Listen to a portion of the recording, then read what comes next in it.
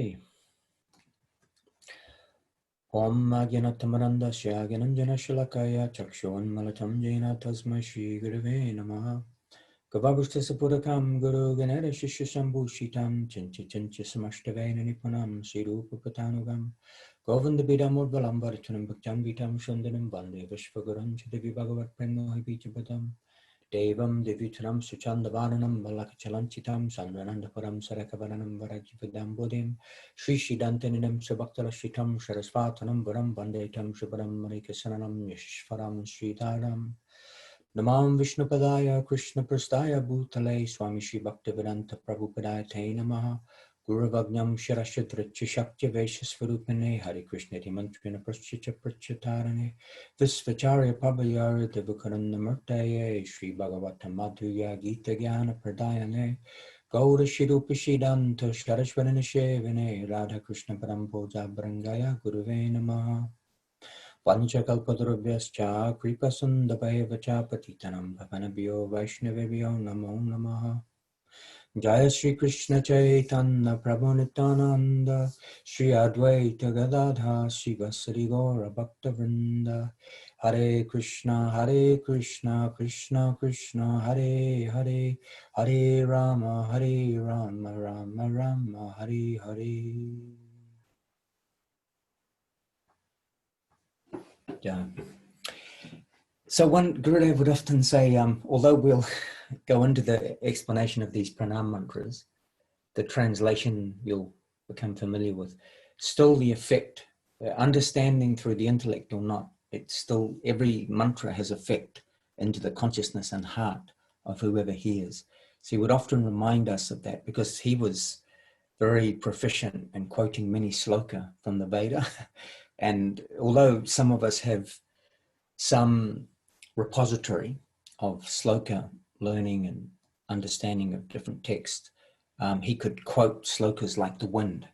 And he said many don't know the translation, but still he said in the future, the effect will take place in your heart. The effect, the nature of the mantra, because it's alive and living, it will activate, adjust. Hare Krishna. Yay. So,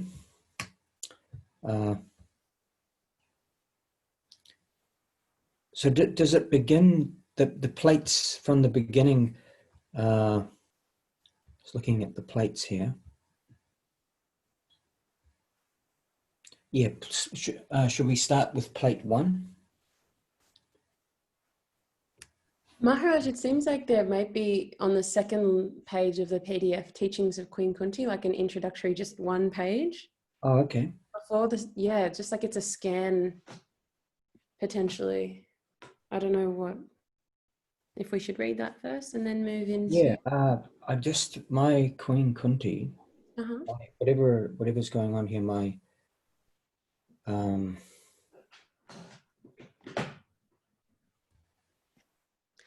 If you don't have that page, I'm happy to just read that, and then we can move on to plate 1. Introduction. Yeah, it's jumping around somewhat. Okay. So yeah, no, read that definitely. Okay, and then we'll resume at page 9 of the PDF. Yeah. Plate 1. Okay. Hare Krishna. Lovely. Teachings of Queen Kunti. The tragic and heroic figure of Queen Kunti emerges from an explosive era in the history of ancient India. As the wife of King Pandu and the mother of 5 illustrious sons, the Pandavas, she was a central figure in a complex political drama that 50 centuries ago culminated in the devastating Kurukshetra war. At the conclusion of the war, Queen Kunti approaches Lord Krishna as he prepares to depart from the scene of battle. Although Kunti is Lord Krishna's aunt, he incarnated as her brother Vasudeva's son, she perfectly understands his exalted and divine identity as the supreme personality of Godhead. She knows full well that he descended from his abode in the spiritual world to rid the earth of demoniac military forces and re-establish peace and righteousness. Thus, the prayers she offers him on this occasion are not the conventional pious solicitations. Rather, they are philosophical reflections, devotional illuminations, even mystical exaltations. As such, they have been recorded and immortalized in the Srimad Bhagavatam, India's greatest philosophical and spiritual classic. Queen Kunti's prayers, the simple and illuminating outpourings of the soul of a great and saintly woman devotee, reveal both the deepest transcendental emotions of the heart and the most profound philosophical and theological penetrations of the intellect. Her words have been recited, chanted, and sung by sages and philosophers in India for thousands of years. Teachings of Queen Kunti consist of Kunti's celebrated prayers as recorded in the Srimad Bhagavatam, together with illuminating commentary by His Divine Grace, A.C. Bhaktivedanta Swami Prabhupad, founder, Acharya of the International Society of Krishna Consciousness, for Krishna Consciousness, the most renowned Vedic scholar and religious leader of our time, and author of more than 70 volumes of translation and commentary on India's ancient Vedic literature. And that concludes that page. Yay. Would someone like to take over for plate one? Anyone in the reading mood today? Well, I could. Now I've found it, but then I have to go back here. Oh, here, plate one. At the end of the 18th day of the Battle of Kurukshetra, all the great heroes of the Kuru dynasty and millions of warriors lay dead on the battlefield. Only the 5 sons of Pandu and a small handful of others remained to console the relatives of the slain. Prince Duryodhana's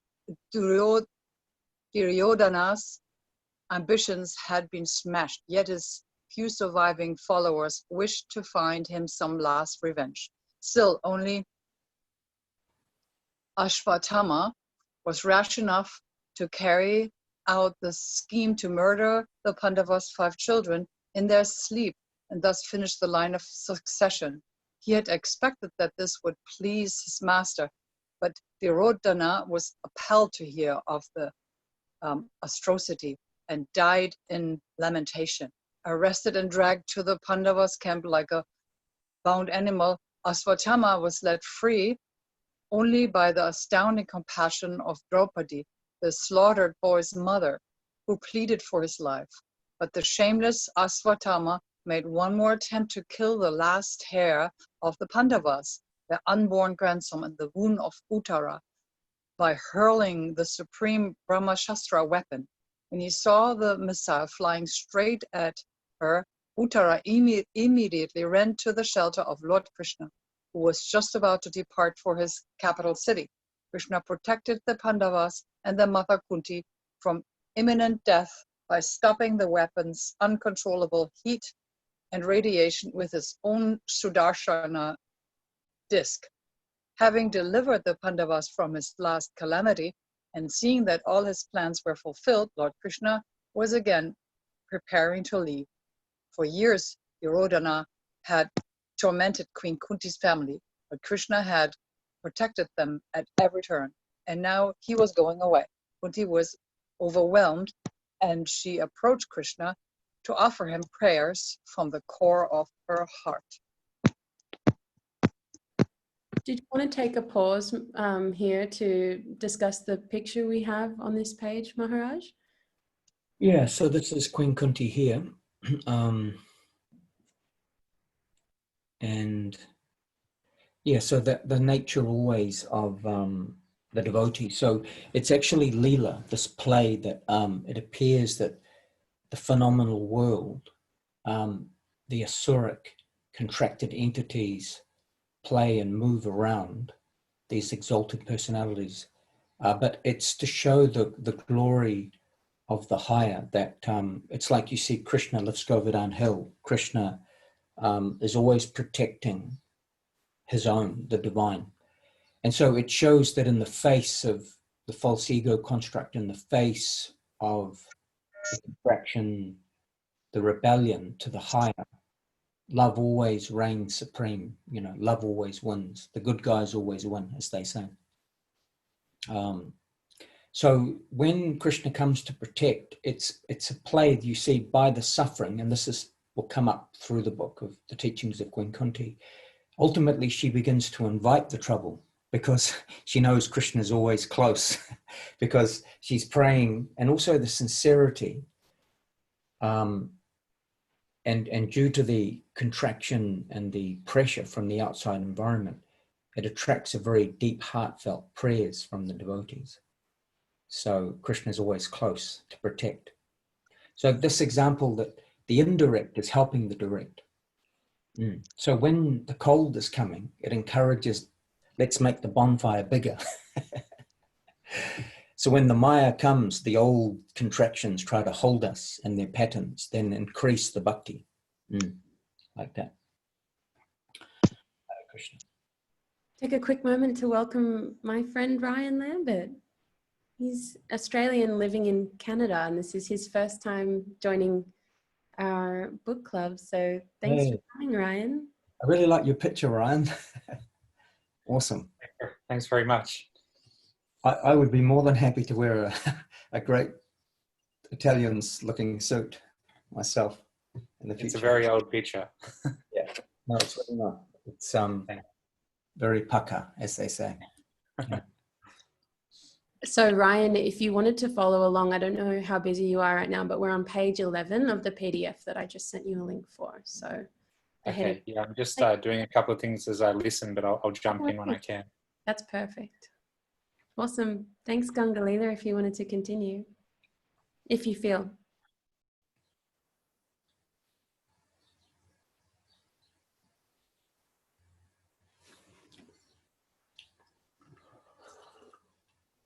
Just letting you know you are on mute at the moment, Gangalila.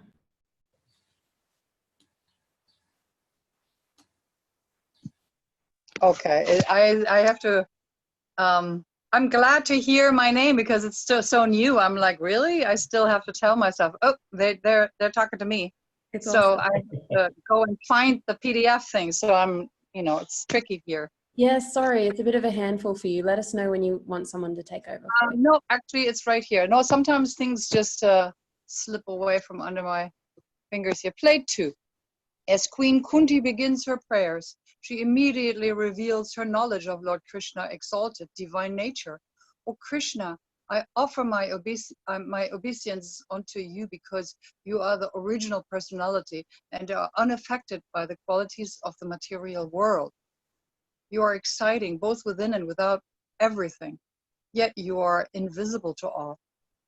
In his original form as a young cowherd boy, Lord Krishna always resides in Goloka, Vrindavana, the highest of the innumerable planets in the spiritual realm. All of those planets are eternal, self-illuminated, and except for Goloka, Vrindavan itself, presided over by one of Krishna's Vishnu expansions. For the purpose of creating and maintaining the material universe, Krishna expands into a different kind of Vishnu form known as Mahavishnu. Mahavishnu sleeps within the causal ocean, and from his transcendental body, myriad universes emanate like so many bubbles. Within each of those universal globes, Mahavishnu expands himself as Gabodakasi Vishnu, from where, no, Gabodakasai Vishnu, from whose navel a lotus flower grows. Upon that lotus appears Lord Brahma, the secondary creator in each universe. The final Vishnu expansion is the all-pervading Kshirodakasai Vishnu, or super soul, who resides within every atom and within the heart of all creatures. In this way, Krishna is indeed within and without everything, as Queen Kunti declares. Oh, and then they see that amazing picture. I love this. Yeah, so very the Vedic cosmos, the creation of the different expansions and the explanation of the manifested Mayak the material matrix, how it comes into manifestation, and then also explanation of the spiritual sky, the spiritual planets, the Goloka planet. The Veda reveals all those aspects. And even Brahma, the Brahma comes from the navel, mentioned there. So, but no doubt we'll go into a lot of the more intricacies and details of those explanations. But this is just giving an overview, because obviously this particular book is around the teachings of Queen Kunti.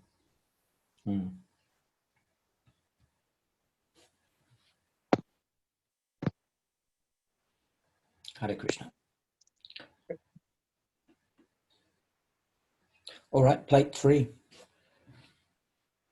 Do you want me to continue? Or is somebody else? I'm happy to jump in. Then you don't have to juggle so much over there with that phone. Oh, it's all good.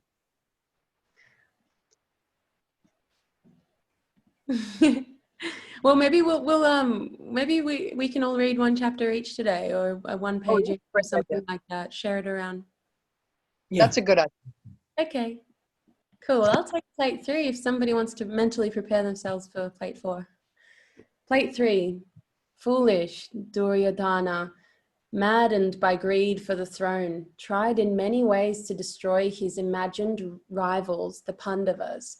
Queen Kunti recalls how he had tried to entice her sons to meet their death on the pretext of a friendly invitation for them to visit the new provincial palace at Varanavata.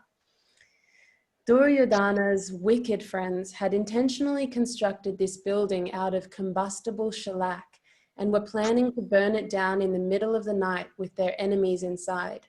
But the saintly uncle of Duryodhana, Mahatma Vidura, gave forewarning to the Pandavas and Kunti that they were likely to meet with danger there. Heeding his advice, they excavated a hidden tunnel beneath the palace.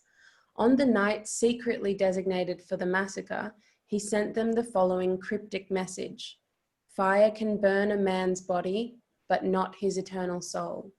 Thus advised, the brothers and mother managed to escape in time. They thereupon went into hiding to avoid further attacks from their envious cousin. Amazing picture there. Mm-hmm. So just a quick overview, because this is, these plates directly relate to these teachings. Queen Kunti, that the nature of the material world is envy of the divine and envy of each other. So when we talk about the love, the power of love, then there's harmony within the pond of consciousness. When there is the love of power, then of course in that extreme desire to claim power, there is envy of another's position, power, country, resources, wealth. And so we see, you can look at the crime documentaries on the Bravo or on the television, and people are motivated to even kill so-called loved ones in order to get the insurance. So this is a very common theme, war, divide, conquer. So the Vedic teachings are coming to sort of wash that envy of God and envy of each other from our heart. And Srila Govinda Maharaj once expressed the best quality of a sadhu as you advance in bhakti is non-enviousness. So this chanting, the process will wash that tendency. So when we see the glory of another, when we see someone coming into wealth, or they have great beauty, or they've got some great gift or talent, the sadhu, the devotee, will say, "Oh, Krishna, God has blessed my brother and sister in this particular way, with this particular talent, this particular gift." So there's a non-enviousness. And so in this particular story, the envious cousins, Duryodhana was planning this terrible deed, but again, protected. So Krishna is always protecting us from the shadow, the envious, the asura, those in lower consciousness. It's true. Hare Krishna. Amazing. Who would like to take plate 4? Just unmute yourself and go right ahead.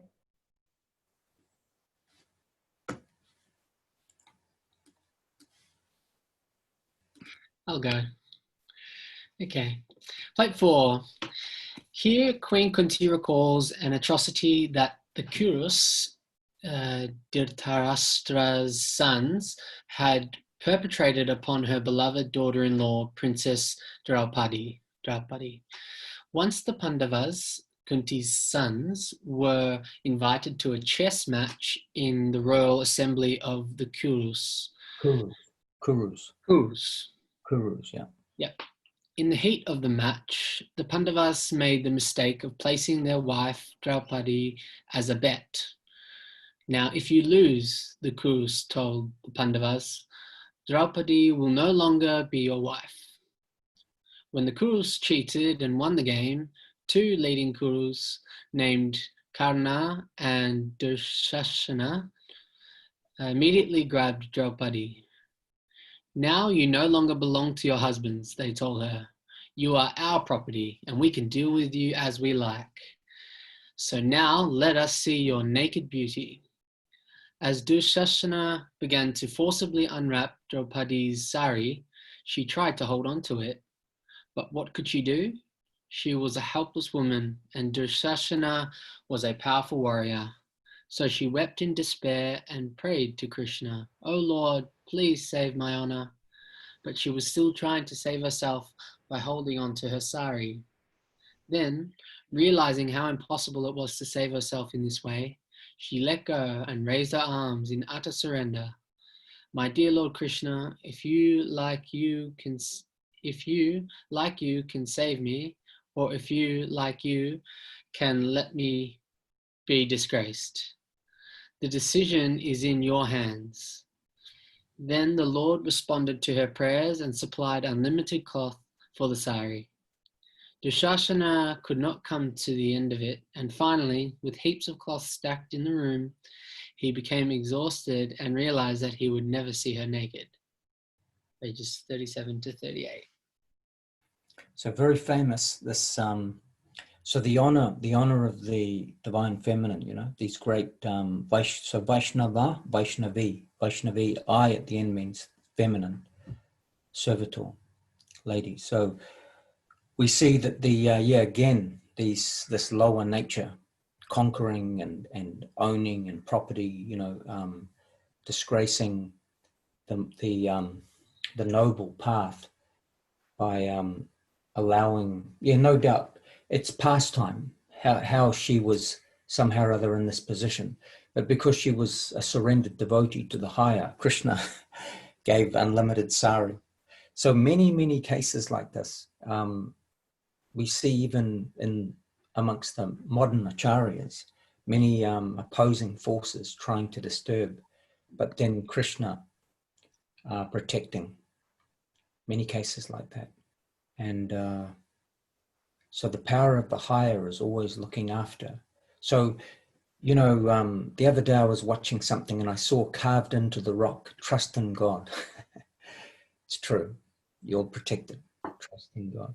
So Queen Kunti, Draupadi, these great Vaishnavis, female devotees, pure devotees, are showing that by surrender to the higher, you'll always be protected.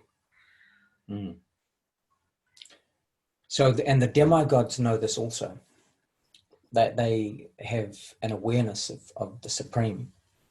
So even when they come to fight the demon, those in lower consciousness, they beckon and call to Krishna for protection.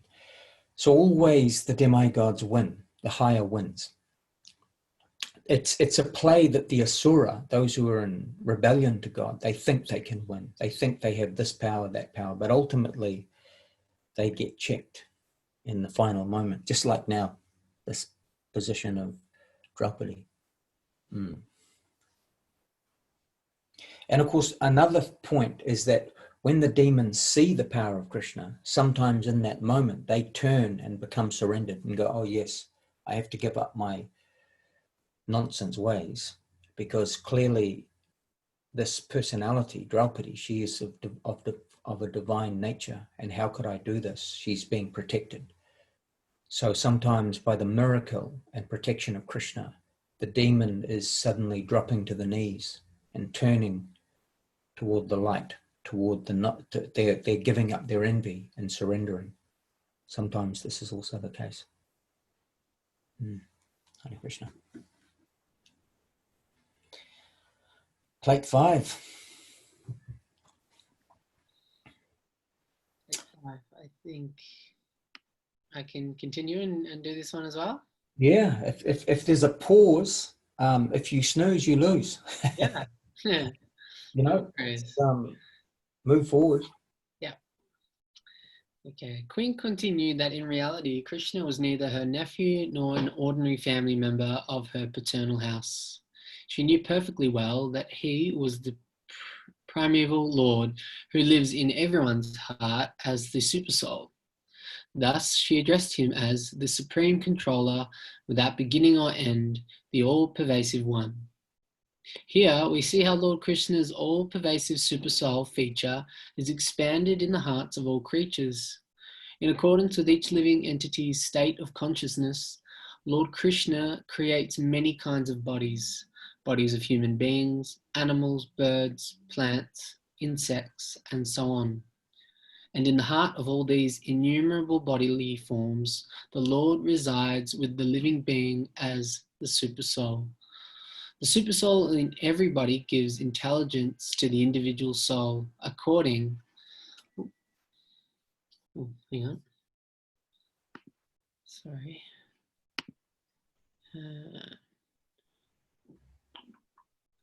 According to his capacity for understanding, and he manifests himself to the individual soul according to his degree of austerity, penance, and spiritual realization. According to good or bad karma, the Supersoul directs the wanderings of all living entities who are seated within the bodily machine made of the material energy. One who sees the Supersoul accompanying the individual soul in all bodies, and who understands that neither the soul nor the Supersoul is ever destroyed, actually sees, and therefore gradually advances toward spiritual perfection.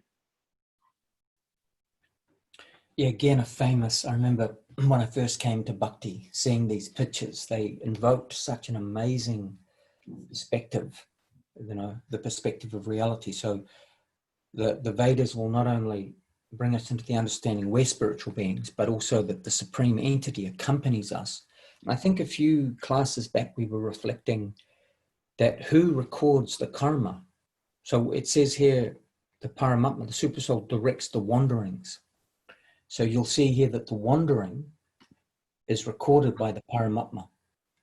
So you know how sometimes at the time of death, people say, oh, I saw my life, it flashed in front of my eyes like a movie reel. This actually is very true. It's what happens close to the departure. So the Lord fulfills the desire. So if in this life you like to, whatever you're prone to in your exploitation, Krishna will arrange that. He'll see that theme running through your life. So maybe he'll give you a body by which you can then be more happy with, depending upon your desire. So that the Supersoul reciprocates with the desire. If you want Krishna, God, divinity, then that will be revealed. If you want to sleep all day, perhaps, if that's your nature, then perhaps it's better you get a bear body. You can live in a big cave and sleep for 6 months. So the Bhagavad Gita, the teachings of Queen Kunti, they're bringing about all this awareness of the great system that is running behind everything. Spiritual systems. Very deep. Like in a, Gurudev used to say, in a computer-like way, divine computer-like way, everything is being arranged for the entity.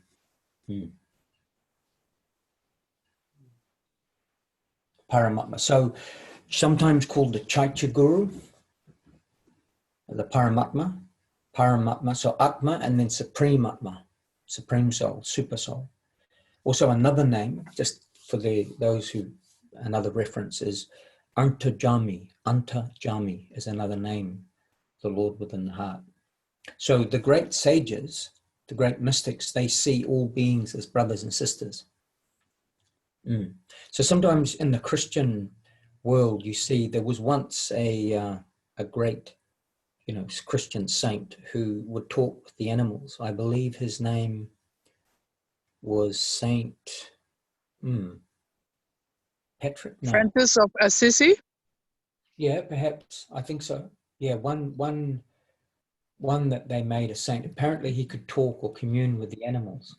Yes, like you see him standing in his monk outfit, and the birds are sitting on his arms. And Francis of Assisi. Assisi is a place in Italy. Yes.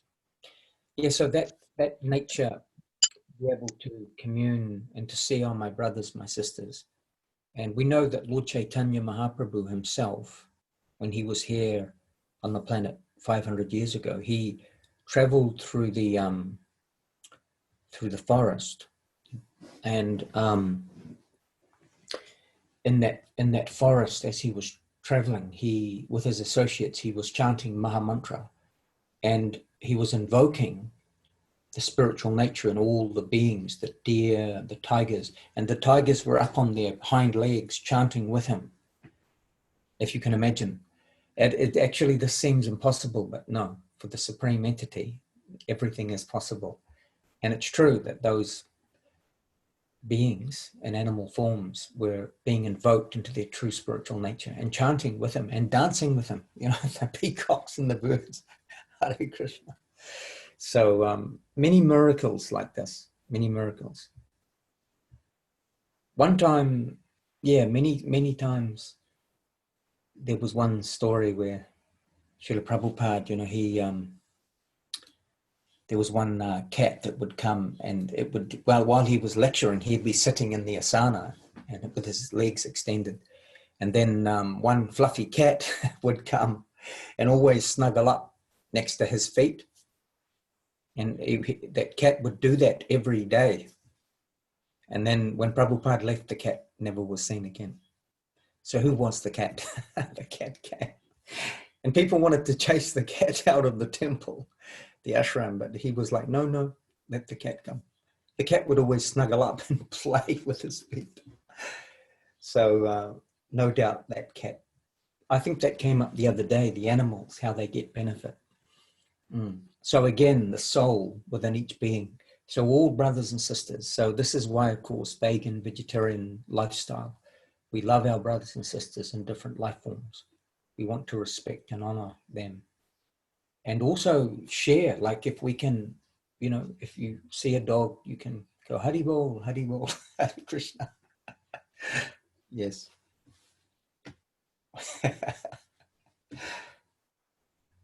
Awesome.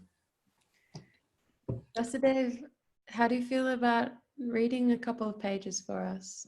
Are you comfortable with that? Sure. Can you hear me? Mahalakshmi came. Dandavats. And welcome to Mahalakshmi too. Okay. Are you able to hear me okay? Okay. Plate 6, correct? Yeah. O Lord, Queen Kunti prayed, no one can understand your transcendental pastimes, which appear to be human and so are misleading. Kunti knew that although Krishna sometimes plays like an ordinary human being, in fact he is not ordinary, and whenever necessary he displays the powers of God. When 16,000 princesses were kidnapped by the demon Bhamasura, they prayed to Krishna for deliverance, and in response the Lord went to the demon's fortified city to do battle with him. After smashing the fortifications, Krishna encountered and defeated a fierce 5-headed demon named Muna. Finally, the Lord beheaded Bhamasura and released the frightened princesses, but according to the strict Vedic system, if an unmarried woman leaves her home even for one night, no one will marry her. Therefore, when Krishna told the princesses, "Now you can safely return to your father's homes," they declined. "O Lord," they replied, "if we return to our father's homes, what will be our fate? No one will marry us." "Then what do you want?" Krishna asked. "We want you to become our husband." And out of his boundless mercy, Krishna immediately accepted them. Hare Krishna. So inconceivable. It is, this is where no doubt within the quantum of our intellect, how was it possible? But remember, so adokshaja means inconceivable, beyond the intelligence. So the supreme entity can manifest multiple times. What we as mortals can do, the supreme can do beyond unlimited.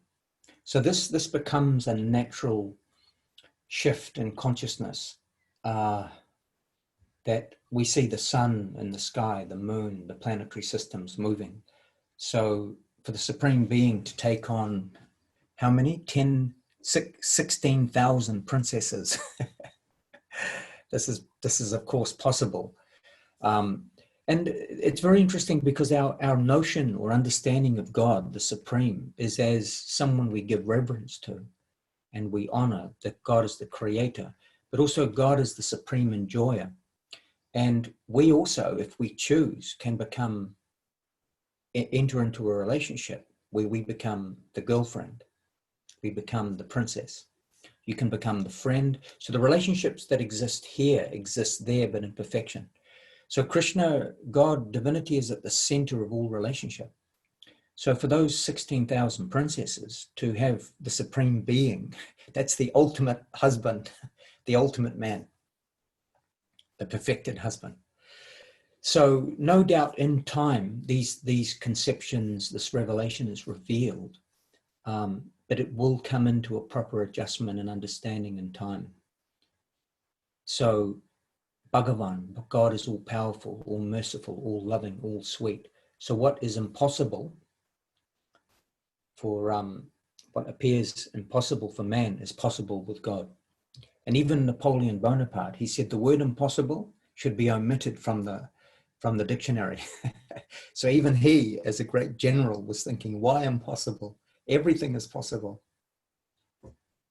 And no doubt he may have been thinking from his own might, everything's possible, but I don't know too much of his own journey, but he may have been a theistic man, general.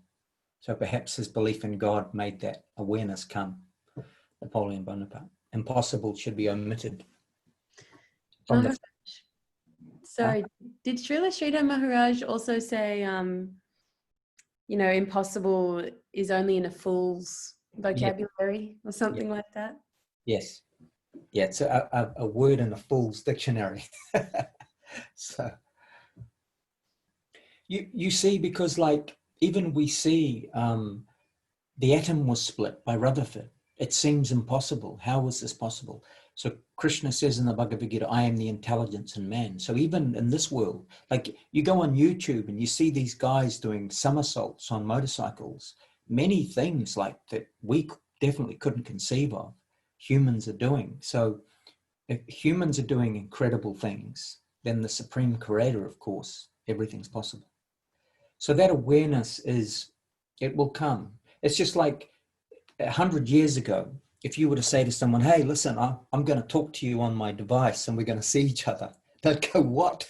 You're living in a science fiction movie. This is a Star Trek novel. But here we are. Here we are. So many analogies can be given about the nature of the higher. So higher intellect also revealing many things. And then the supreme entity, supreme intelligence. So this is that example. Hare Krishna.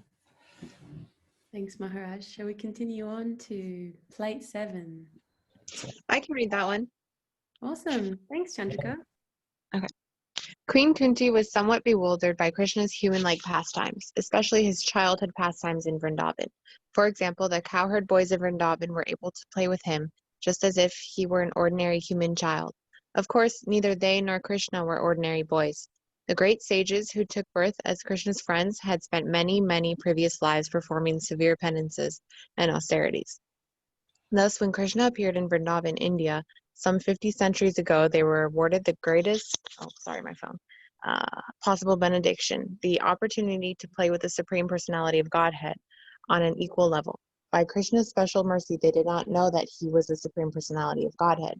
They simply loved Krishna, and this was true of everyone in Vrindavan at the time of Krishna's advent. Krishna's father and mother loved Krishna. Krishna's girlfriends loved Krishna. The trees loved Krishna. The water loved Krishna. The flowers, the cows, the calves, Everyone and everything loves Krishna. Not surprisingly, even a great devotee like Queen Kunti could not fully fathom these wonderful relationships between Krishna and his most intimate associates. Awesome. Awesome. So love loves love. All you need is love, folks. So the love of source, it's like if you say, I really love the sunset, I love bananas, I love mangoes, I love you, I love nature, I love the mountains. It's so you're loving God.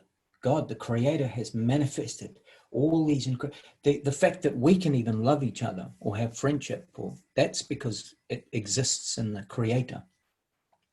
So this is the deepening awareness that Krishna, his very nature is to love and be loved.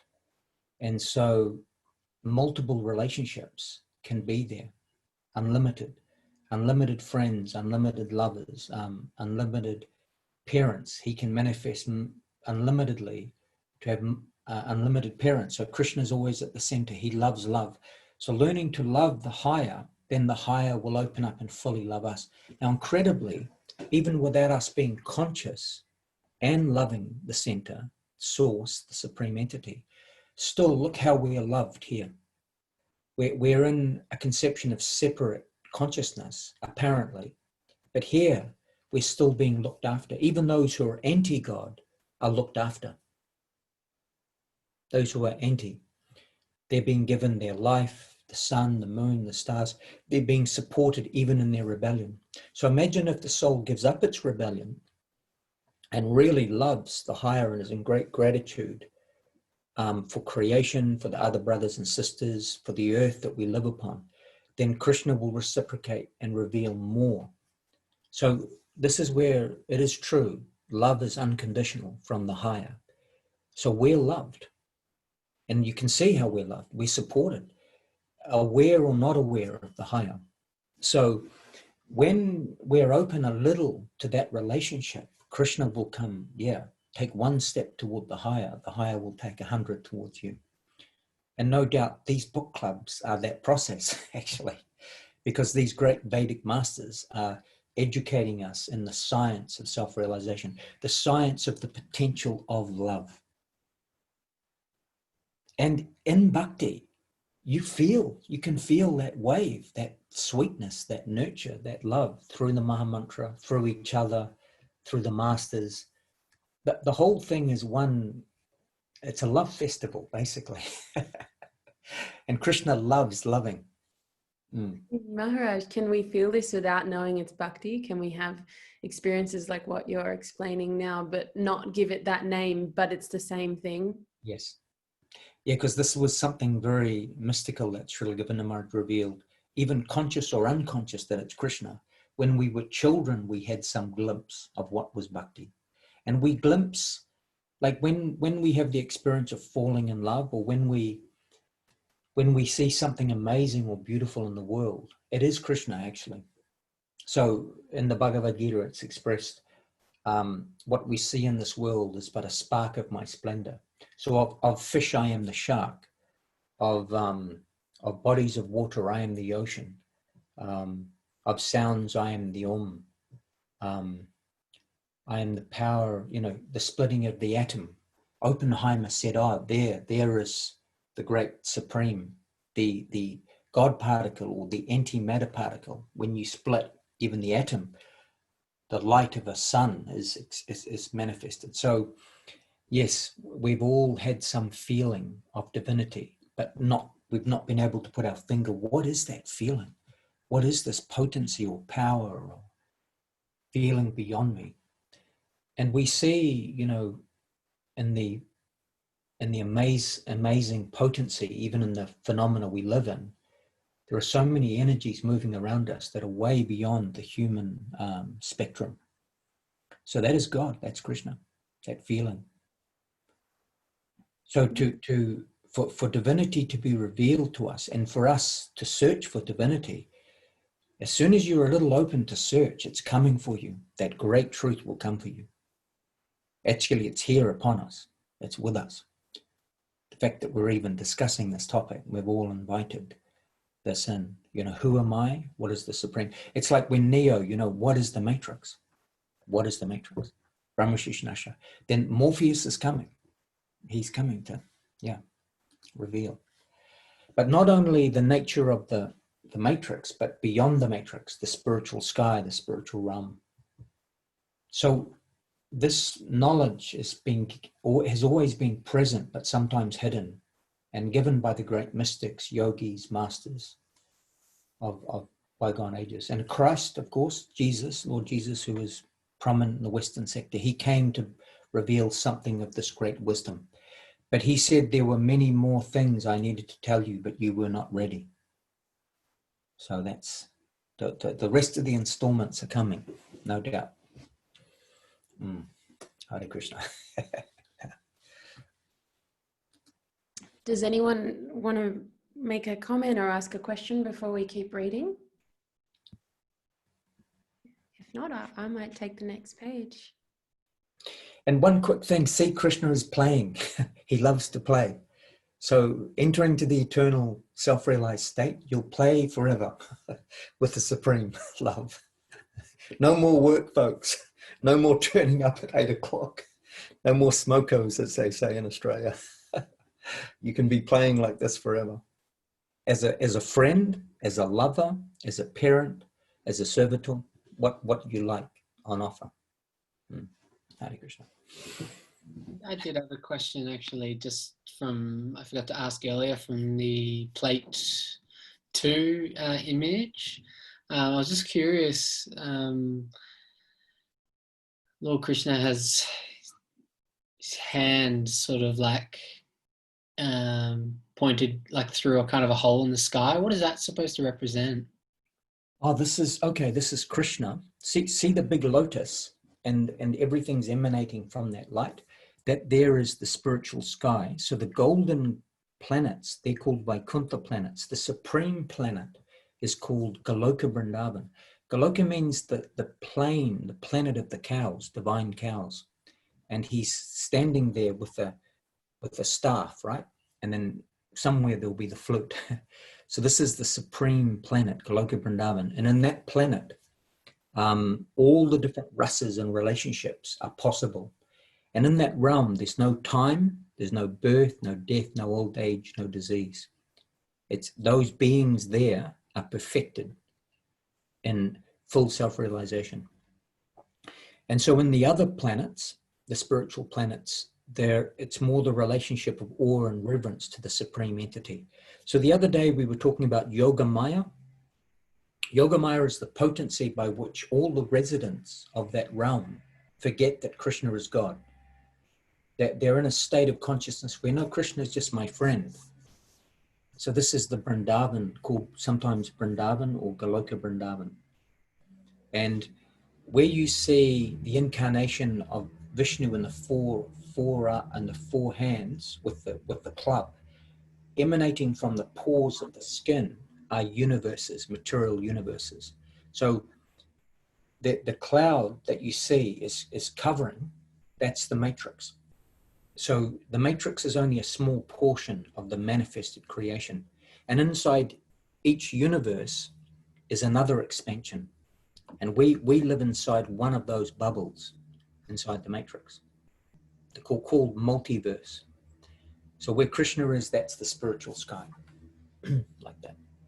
Hey Maharaj, as for his paraphernalia in his hands, maybe Dale, were you referring to the ring of light around one of the hands? Yeah, the one that's pointing upwards towards the sky. Oh, okay, Yeah. right. So that's our friend Sudashan Chakra. Sudashan is, see the weapon, the ring of light, that's the supreme divine weapon called Sudashan Chakra. Wow.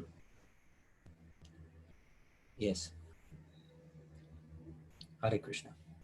So many of these things, if we will revisit many of these themes. That's the incredible thing. It's very comprehensive, and what's the word? One subject is a catalyst into another. So if anything goes over your head, we will revisit particular themes, like the Sudashan Chakra will come up in other Leelas, pastimes. Lord Chaitanya, he once invoked the Sudashan Chakra 500 years ago. The Sudarshan chakra is also used to kill the demonic, those who are anti. So in the pastime, sometimes the supreme, and one thing also is Krishna is sometimes killing demon, you know.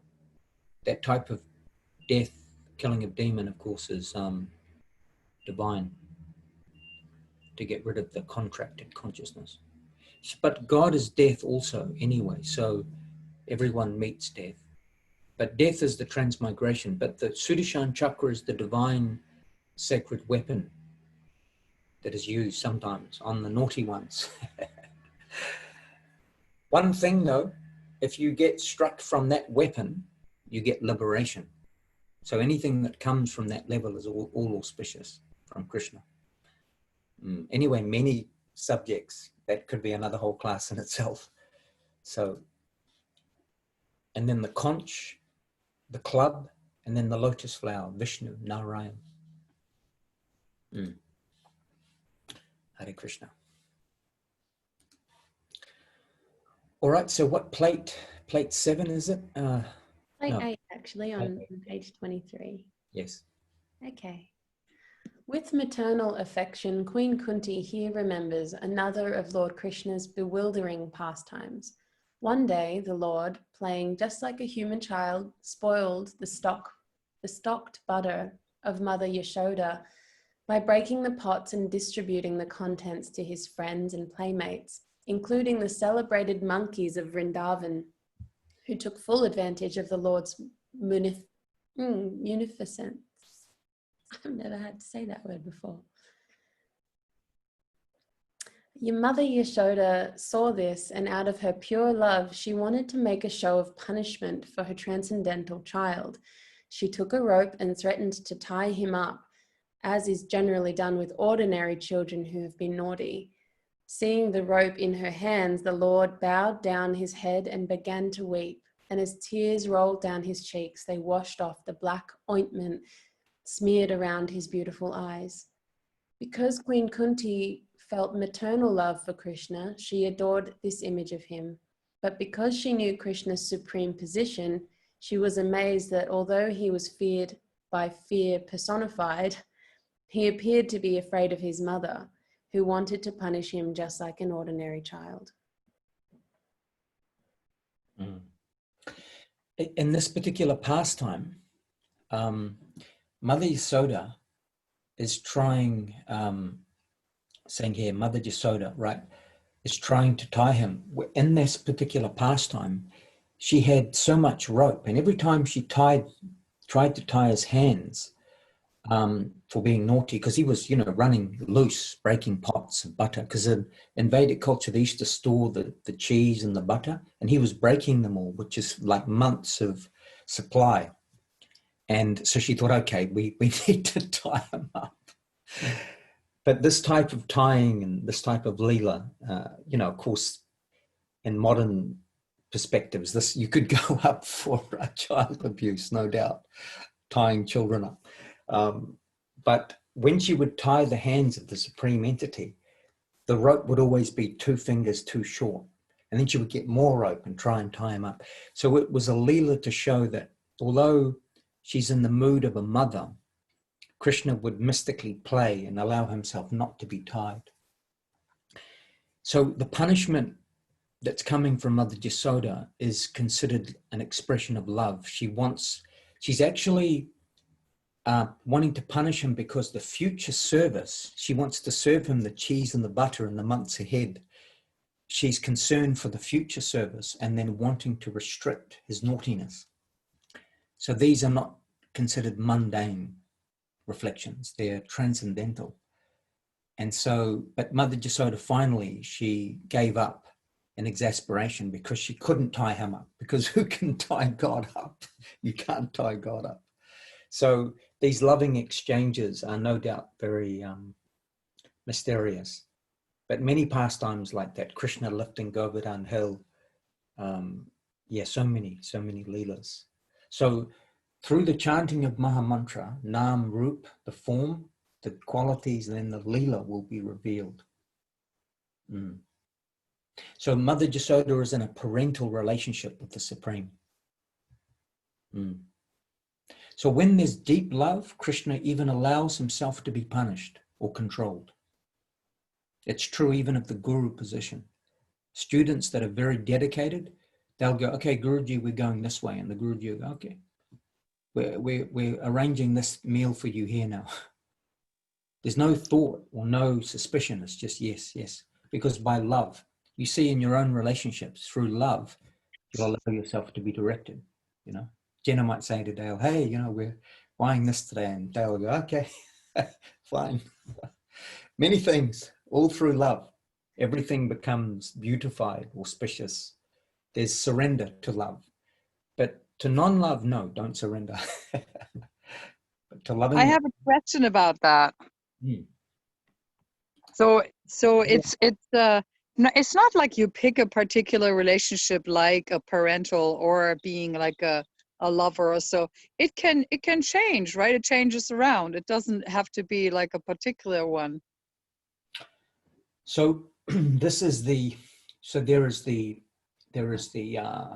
hypothesis, the apparatus, the method, the observation, the conclusion. Intrinsically within the soul, the relationship that will awaken in our relationship with the center is already there in dormant form. So it is true that the residence, if you're in a lover-beloved relationship, you'll also have all the other dynamics, but your predominant relationship is as girlfriend, as friend, as parent. So one thing, the sampradaya, the lineage that we are being exposed to here, the Brahma Madhva Gaudiya Vaishnava Sampradaya under Srila Saraswati Thakur, is a lineage to take us to the very highest axiomatic truth or rasa, which is lover beloved. But we're told not to contemplate that conception with the Supreme because we're yet to come into our self-realized state to become free from the negative quantum. But it is true, the lineage of Srila Sridhar Maharaj, Srila Govinda Maharaj is awakening the highest potential for the jiva to enter the most intimate relationship with the Supreme. So it is true, you know, different other lineages and sampradayas promote the awe and reverence. They promote the Vishnu conception of God worship, Vishnu, which is awe, reverence. So like the Ram Bhaktas, you'll see in India, people are chanting Sita Ram, Jaya Sita Ram, Sita Ram, Lakshman, Hanuman. So that attraction to that form of Krishna or the Godhead is one of a king, Sita Ram. So that relationship is in Shanta, neutrality, Dasya, half of Sakya, or Sakya, with Lakshman as brother, and then Hanuman as servitor. Whereas the Goloka, so even the different destinations in the spiritual world, the different planets, different relationships of intimacy are there at different stages. But this is a very high subject, and Srila Sridhar Maharaj was always careful to be, yes, it's revealed, that great destination, but be conscious of where you are on the way to that great top of the mountain. But it will be revealed. But it is true that the particular sampradaya, the teachings of this particular lineage, are drawing us all to the Madhura Leela conception. It's a fact, which is great because that's the most intimate, considered the highest rasa. Hare Krishna. Maharaj, we're coming up on 10 minutes to... There's not enough time. It's, you know, it's, isn't it so beautiful looking at these pictures and the explanations? It's just all attractive. You know, as a young man, you know, I'm 53 now, but when I was 17, 18, I remember picking up these books and seeing the beautiful pictures. I was just overwhelmed at how, what is this? And Srila Prabhupada, he expressed, these pictures are doorways into the spiritual world. They're portals. The pictures themselves will attract the soul and stir. And you'll see, Jenna, when, no doubt, when you first met practitioners on the Warp Tour, perhaps, I don't know if that was the first, but send the books and the pictures, did you have some feeling about the picture? Yeah, I couldn't believe what I was seeing, especially the book Easy Journeys to Other Planets, and it's like a yogi meditating and the soul's kind of like coming out of the forehead and drifting off, and bubbles of universes and things like that. There's nothing like it. Incredible. Cosmic.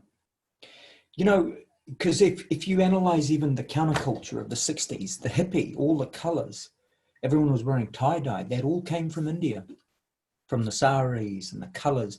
You know, you go to Jaipur and parts of India, it's incredibly colorful Vedic culture. So there's so much, you know, the Beatles, of course, their interaction with the Maharishi Yogi, with Srila Prabhupada, it's so deep. It's such a very rich ancient culture. And incredibly, if you do your homework, every other culture has connection with Vedic culture, which is even more like incredible. So this same truth is everywhere. You know, in Brehon culture, because I'm from Irish background, Celtic roots, there's ancient stories of the Celts. They would have deities. They would chant mantras, and the Druids were always chanting these ancient mantras. In Māoridom, here in the South Pacific, when there's a tangi, when the soul departs, the kaumatuas, the Māori leaders, spiritual leaders, they chant mantra to invoke the ancestors to take the soul to the place of the departed. So many correlations and connections across, you know, Roman, Greek, Mayan, Aztec, North American Indian cultures, everywhere, all indigenous culture have some deep connection with the same themes and conception. So we're very privileged, to be allowed to have this chance, this opportunity, and to be able to, you know, be hosting and instigating and helping to participate in this service offering. It's a great privilege to share and journey with you, great souls. Also, there's a reason why we're all here. We've from the past, it's true. We've asked that, as Neo asked the question, what is the matrix? Who am I and what is source? We've asked that question. So the Morpheuses, the great masters, are coming to us. We are in the process of being unplugged. It's a fact. It's true. This is what the great masters have told us. The Vedic teachings and the path of bhakti is the unplugging and the awakening to the world outside the dream. So we're all going to the spiritual sky. So, Hare Krishna. Blessed, blessed. And the blessing is for every soul. Why just, you know, it's for all us all. It's,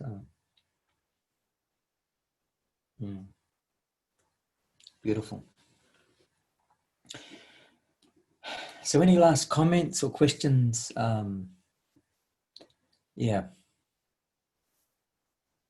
Teachings of Queen Kunti. So this is just the beginning of the plates.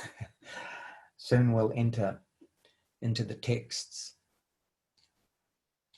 But we are encouraging anyone that feels encouraged, you know, I am happy to do one-on-ones as well. Like if there are any questions, further questions or points that come up, more than happy to schedule one-on-ones with anybody through the week.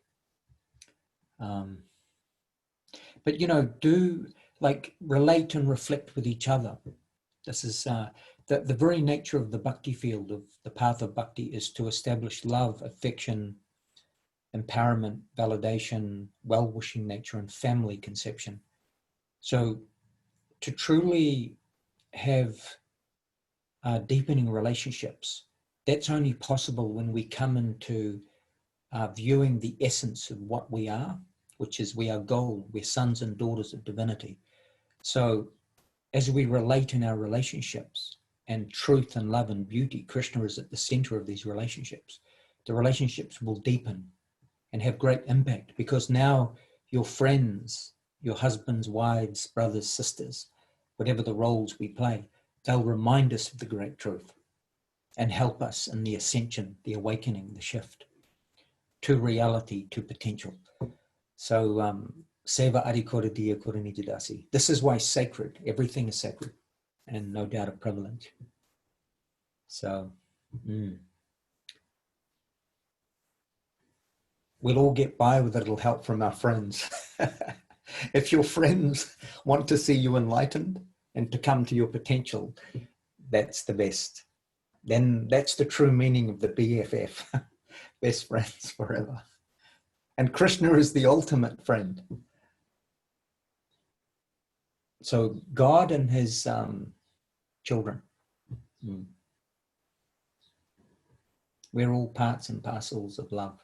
O you sons and daughters of nectar, you came from nectar, you are nectar. Do not be satisfied with anything but nectar. O you sons and daughters of truth, you came from truth, you are truth. Don't be satisfied with anything but truth. So the world hasn't always expressed these things to us.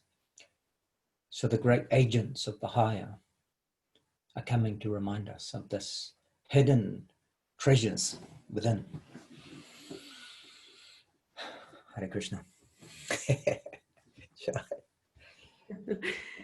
Thank you for your generosity and your guidance, Maharaj. Ah, Genuinely feeling the transmission right now. I'm sure we all are. All by divine grace. We were wandering in the darkness. They've come to awaken us to our potential. Come this way, Come to the land of nectar. Don't wander the programs, the worlds. Come into your true nature, a natural, loving position. You don't have to live in fear. You don't have to constantly be reincarnated and to be bound by Mayak law, material system law. So, you don't have to continue the cycle of sansar. You can come to the original position. Everything is as a reflection. Everything ultimately is reformation, divine reformation here. I think I explained once, many, maybe back in the first or second lessons, that my brother, oldest brother Sean, he flatlined, so clinically dead. They're putting the electrodes on his chest. In that moment, some being said to him, you think your life is random and everything is random event, but everything is perfectly adjusted. Everything that's happening in every being's life is a perfect reflection of how and what they need to learn. And he was not so much, that, like I would sometimes talk to him prior to this event about Veda and Bhakti and transcendence and reincarnation. And when he emerged from the hospital, he told me this. He said, now I understand what you've been banging on about all these years. For me, it personally came. Those beings came and told me, this life is a life for awakening, reformation, self-realization. So his respect for Veda and the path that I'm on sort of multiplied many times. So, but it took him the death experience to come into that awareness. So my own family members, many things, everything has actually been molding us toward this. You'll look back through your life. Dale, Jenna, Vyasadeva, Ryan, so many things have happened already to bring us into this awareness. Ganga Leela, Mahalakshmi, Sudarshan. And many, thousands of Westerners, hundreds of thousands already engaging like this. Bhakti, Mahamantra, Prasadam. So very blessed. Very blessed. Hare Krishna. Jai Maharaj. So same time next week, everybody. Queen Kunti. Thursday evening, Friday morning for us. And we'll be posting flyers for the other 3 groups that we gather throughout the week as well. And please feel free to contact Maharaj directly for one-on-ones. At thebhaktifield.com, you can make an appointment arrangement with Maharaj. So thank you again. It's been a gorgeous gathering. Yay. And thank you so much, Jenna, for hosting. And Dale, you're all very, it's my great privilege to be able to have this opportunity to be with you on the great journey that we'll assist each other under the guidance of these great masters to our potential, to the land of freedom, you know, the land of love. Hare Krishna. Ja. All right, have a beautiful weekend. Awesome. And yesterday, Prabhu Dandavats, very nice to have met you. Hare Ryan. Krishna. Nice to and- meet everyone. Big hugs, lots of love. Thank you very much. Everybody. Bye. Bye.